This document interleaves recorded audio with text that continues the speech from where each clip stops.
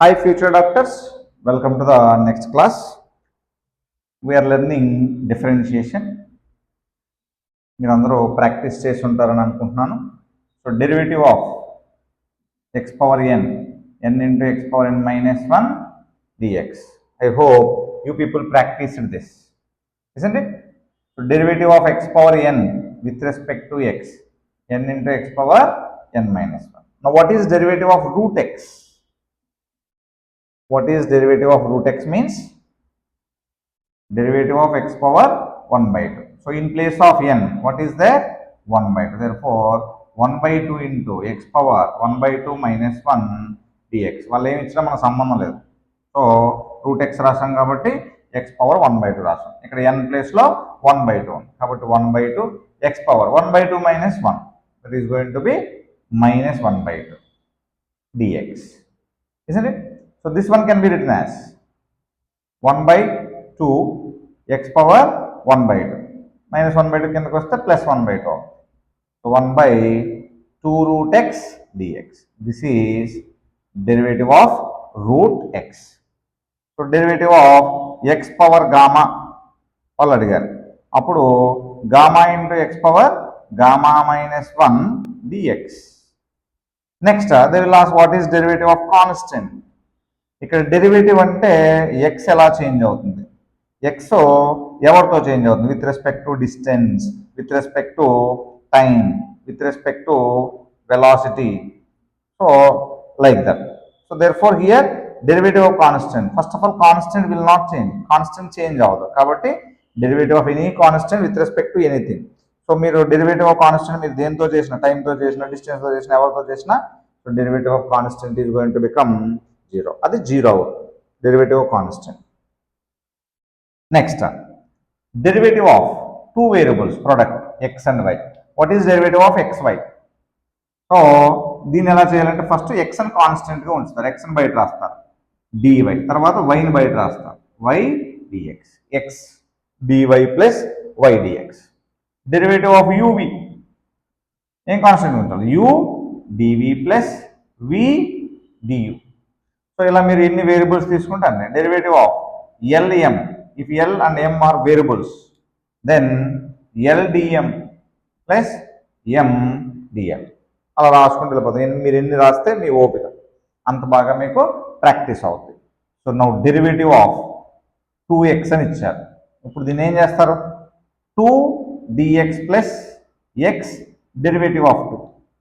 So 2 is constant, therefore derivative of 2 is 0. Therefore derivative of 2x is 2 dx. అందుకే మనం రాసేటప్పుడు 2ను బయట రాసి మిగిలింది రాయండి అని చెప్పేసి చెప్తారు. ఎందుకు చెప్తారంటే ఇది ఇలా వచ్చిందనమాట. డెరివేటివ్ ఆఫ్ 3x² అని అడిగారు. ఇప్పుడు ఆల్రెడీ ఇది చేసాం కాబట్టి ఇంకా డైరెక్ట్గా రాసేస్తాం. 3ని బయట రాయండి కాన్స్టెంట్ కాబట్టి 3 డెరివేటివ్ ఆఫ్ x². నా what is derivative of x²? ఈ ఫార్ములా అప్లై చేయండి. 3 into 2 into x power 2 minus 1 dx. Therefore 6x dx. కొంతమంది డైరెక్ట్గా బైపీసీ వాళ్ళు కూడా చెప్పేస్తారు డెరివేటివ్ ఆఫ్ 3x² అంటే 6x dx అని చెప్పేస్తారు. వాళ్ళు బాగా ప్రాక్టీస్ చేసినట్లు లెక్క. అలా చూస్తూ ఉన్నారంటే వాళ్ళకి తెలుసు కానీ ప్రాక్టీస్ చేయలేదని అర్థం, తెలిసిన తర్వాత కూడా. Isn't it? So derivative of 3x². So derivative of 2x³ అని ఇచ్చారు. ఏమవుతుందండి, 2 derivative of x³. So 2 times of 3 into x power 3 minus 1 dx. 6x² dx. ఇది మర్చిపోకూడదు, అది రాస్తా ఉన్నాం. Now derivative of 2x² with respect to x అని అడిగారు. Derivative of 2x² with respect to x ఏమవుతుంది, 2 ఇంటూ ఇది e2, 2 into x power 2 minus 1 with respect to dx చేస్తున్నారు కాబట్టి dx dx క్యాన్సిల్ అయిపోతాయి. Therefore 4x అంతే దాని answer. Derivative of 2x² with respect to x. Now what is derivative of 2x² with respect to t అని అడుగుతారు. అప్పుడు మనకు same అదే వస్తుంది, 2 times of 2x power 2 minus 1 dx by dt రాయాలి. అప్పుడు మీకు సేమ్ ఆన్సర్ వస్తుంది, 4x dx by dt అలా రాయాలి.